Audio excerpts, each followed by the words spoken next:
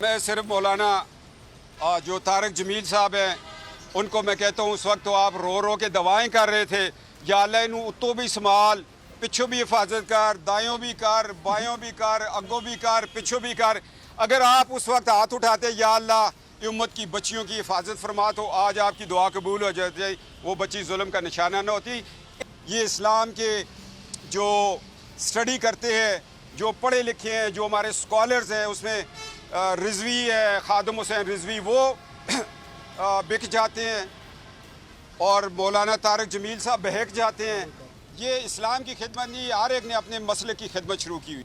صفدر صاحب, جن کو نواز شریف صاحب سے پاکٹ منی ملنا بند ہو گئی ہے شاید تو انہوں نے, آپ کو یاد ہے, آستانہ کھول لیا تھا. وہ آستانہ شاید چل رہا ہے ابھی بھی, تبھی تو یہ اب فتوے دے رہے ہیں. اب یہ دیں گے فتوے کہ کون بہک جاتا ہے, کون بک جاتا ہے.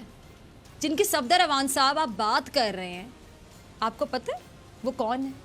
ان کو اللہ تعالیٰ نے معاشرے میں اور دنیا میں کتنی عزت دی ہے, پتہ ہے آپ کو؟ جن کی آپ یہ بات کر رہے ہیں وہ جو ہے نا, وہ اپنے بلبوتے پر ہیں. ایٹ لیسٹ جن مذہبی شخصیات کی یہ صفدر صاحب بات کر رہے ہیں, انہوں نے اپنا مقام اپنے کام سے بنایا ہے, عزت کمائی ہے. مولانا طارق جمیل ہوں, خادم حسین رضوی ہوں, ان دونوں شخصیات نے اپنے کام سے اپنا نام بنایا ہے.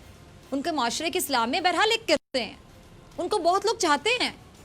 جب بھی کسی محفل میں جاتے ہیں تو لوگ کھڑے ہو جاتے ہیں, جب بھی کسی جگہ جاتے ہیں تو لوگ سارے کام چھوڑ کر ان کے پاس چلے جاتے ہیں. جب بھی لوگ کہیں بیٹھے ہوں تو لوگ صرف ان کو سننا چاہتے ہیں. اور آپ کی کیا حیثیت ہے؟ آپ کون ہیں؟ کیا کرتے ہیں آپ؟ کیا کام ہے آپ کا آج کل آستانے کے علاوہ؟ آپ کس منہ سے ان مذہبی شخصیات پر الزام لگا رہے ہیں؟ آپ کی حیثیت میرے خیال سے مجھے قوم کو بتانے کی ضرورت نہیں, قوم جانتی ہے کہ آپ کی کیا حیثیت ہے. آپ کی اہلیہ, آپ کا نام, یہ بڑی میں کڑوی بات کر رہی ہوں لیکن سچ تو کڑوا ہوتا ہے, ہضم کر لیں گے نا آپ. آپ کی اہلیہ آپ کا نام تک تو اپنے ساتھ نہیں لگاتی. آپ کو اپنے سسرال میں بیٹھنے کی جگہ تو صحیح سے ملتی نہیں ہے. آپ اتنے بڑے عالم دین پر فتوے بازی کریں گے. مولانا طارق جمیل کو جانتے ہیں آپ کے کون ہے وہ؟ ان کی اہمیت کا اندازہ ہے آپ کو صفدر اوان صاحب؟ ان کی حیثیت کا آپ کو پتہ ہے؟ آپ کو شرم نہیں آتی؟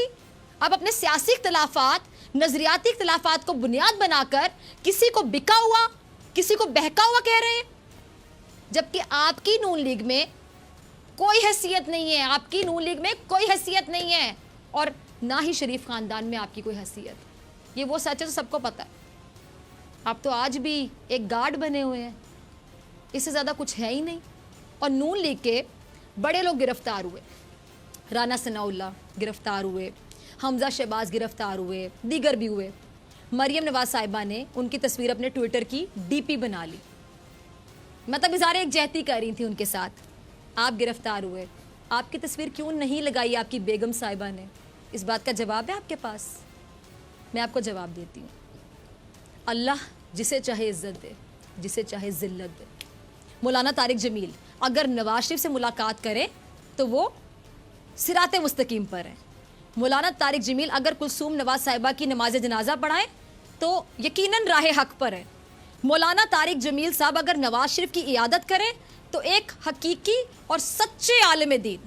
لیکن اگر مولانا طارق جمیل صاحب عمران خان کے لیے دعا کریں, ان کے لیے نیک تمناؤں کا اظہار کریں, تو وہ بہکے ہوئے بھی ہیں اور یقیناً آپ کے مطابق بکے ہوئے بھی ہیں. یہ کہنا چاہ رہے ہیں نا آپ؟ علامہ خادم رضوی اگر عمران خان کے خلاف احتجاج کریں یا سخت بات کریں تو وہ نیک سیرت, نیک نیت اور عمدہ شخصیت ہے. اور اگر وہی علامہ خادم رضوی صاحب نواز شریف کے خلاف بات کر دیں تو بہکے ہوئے بھی ہیں اور بکے ہوئے بھی ہوں گے, کیونکہ حضرت نواز شریف کے خلاف بات کرنے کی ضرورت کیسی ہوگی کسی کی؟ وہ تو پھر بک گیا آپ کے مطابق, وہ تو بہک گیا آپ کے مطابق. کون لوگ ہیں آپ بھائی؟ کہاں رہتے ہیں؟ کیسی باتیں کرتے ہیں؟ مولانا طارق جمیل صاحب یا خادم رضوی صاحب ہوں, ان کو سب سے پہلے یہ دعا کرنی چاہیے کہ اللہ تعالیٰ اس قوم کو مفاد پرستوں کے اس ٹولے سے چھٹکارا دلائے. اللہ تعالیٰ اس قوم کو لوٹنے والوں سے نجات دلائے. اللہ تعالیٰ اس قوم کو اس کا وہ پیسہ واپس دلائے جو اس قوم سے لوٹا گیا, چھینا گیا, چوری کیا گیا. اور جن لوگوں نے پیسہ کھایا ان کو نشان عبرت بنائے. آپ اپنی سیاست इतनी ज़्यादा इखलाकी पस्ती का शिकार हो जाते हैं, इतनी गिरी हुई बातें करना शुरू कर देते हैं, इसका अंदाज़ा मुझे पहले से था। लेकिन अफसोस ये कि ये दोनों जो आलिम दीन है, मजहबी शख्सियात हैं, इनके बारे में भी आप लोग बातें करने पर आ जाते हैं। बहुत बड़ी इनके फॉलोअर्स हैं, बहुत बड़ी इनकी फॉलोशिप है, लोग इनको इनकी दीनी खिदमात की वजह से जानते हैं, इनके क्रेडिट में बहुत कुछ है, लोग इनको सुनते हैं, लोग इनको सुनना चाहते हैं, और लोग इनसे बगैर किसी शक व शुबे के लोग इनसे बहुत मोहब्बत करते हैं, लोग इनको अपनी महफिलों में दावत देते हैं। नज़रियाती जो इख्तलाफात हैं या सियासी इख्तलाफात हैं, उनकी बुनियाद पर आप किसी आलम दिन को बिका हुआ कह दें या बहका हुआ कह दें, ऐसे नहीं चलेगा सफदर साहब, ऐसे चल ही नहीं सकता। आप कैसे कह सकते हैं किसी आलिम दिन को बिका हुआ बहका हुआ, चूंकि उसका नज़रिया आपसे नहीं मिलता। यानी जिसका नज़रिया आपसे मिलेगा, जो आपकी, आपके सुसर की, आपके सुसर के भाई की, आपकी नून लीग की तारीफ़ करेगा, जिस नून लीग में आपकी कोई हैसियत नहीं है, वही आपकी नज़र में आलिम दीन भी होगा। क्या फ़लसफ़ा है आपका, क्या नज़रिया है आपका?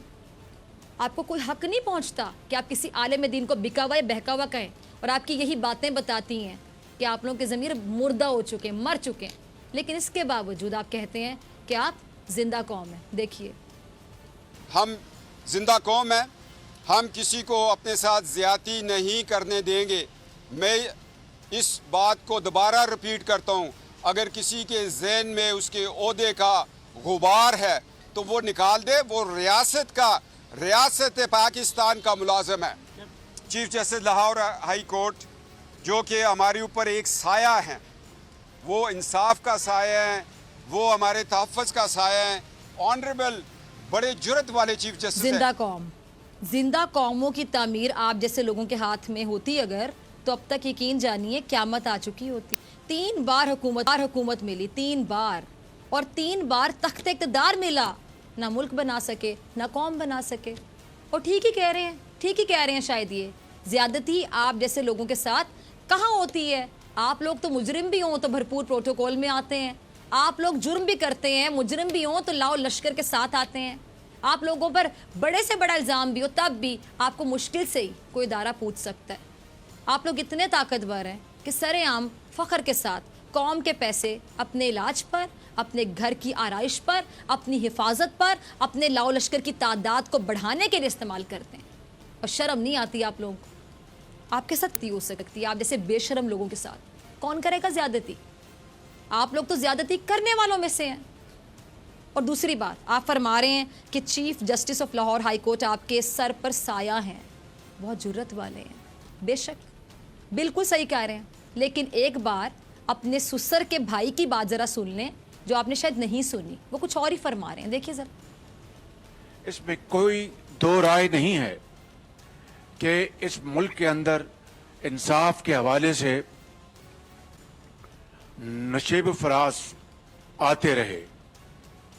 वो अदवार भी आपको याद होंगे जब मौलवी तमीजुद्दीन के केस में किस तरह जस्टिस कार्निस ने डिसेंडिंग नोट लिखा था, और फिर वो भी दौर आपको याद होगा, और उन जज साहब का भी नाम याद होगा जिन्होंने पहली मर्तबा नजरिया जरूरत को इंट्रोड्यूस करवाया। अच्छा, नजरिया जरूरत ये होता क्या है? ये वो होता है जो आपने सफदर साहब से सुना, और वो होता है जो आपने शहबाज शरीफ साहब से सुना। सफदर साहब क्यों chief justice of Lahore high court की तारीफ कर रहे थे? सिर्फ इसलिए कि उनको लाहौर हाई कोर्ट से रिलीफ मिला। और शहबाज शरीफ साहब क्यों अदालती निज़ाम पर सवालिया निशान लगा रहे थे? क्योंकि इस्लामाबाद हाई कोर्ट ने नवाज शरीफ को मजीद रिलीफ देने से इनकार कर दिया। अब सफदर अवान साहब इसलिए अदालत को इंसाफ का मरकज़ कह रहे थे क्योंकि लाहौर हाई कोर्ट से नून लीगियों को ज़मानतें मिली और मेरिट पे मिली होंगी। हम बिल्कुल उन ज़मानतों का भी खैर मकदम करते हैं क्योंकि हम अदलिया का एहतराम करते हैं। लेकिन शहबाज शरीफ साहब अदालती निज़ाम में नक्स इसलिए निकाल रहे थे, इसलिए गिनवा रहे थे क्योंकि उनको नवाज शरीफ के मामले पर अदालत से कोई आसानी मिलती दिखाई नहीं दे रही। और जब इनको आसानी ना मिले तो फिर अदालत बात ना करें, ऐसा हो सकता है? इनको तो वही अच्छा लगेगा ना जो इनके लिए आसानी पैदा करे। ये होता है नजरिया ज़रूरत। जब आपका मुफाद होता है तो आप अदालत के मुहाफिज बन जाते हो, और जब आपका नुकसान होता है यानी फैसला आपकी पसंद का नहीं होता, आपकी मर्जी आपकी मंशा के मुताबिक नहीं होता, तब आप अदालतों पर हमले करते हैं, उन पर तनकीद करते हैं, तनकीद के नश्तर बरसाते हैं, अल्फाज की बुछाड़ कर देते हैं बगैर सोचे बगैर समझे। सब्सक्राइब करें और बेल दबाएं ताकि कोई खबर रह न जाए।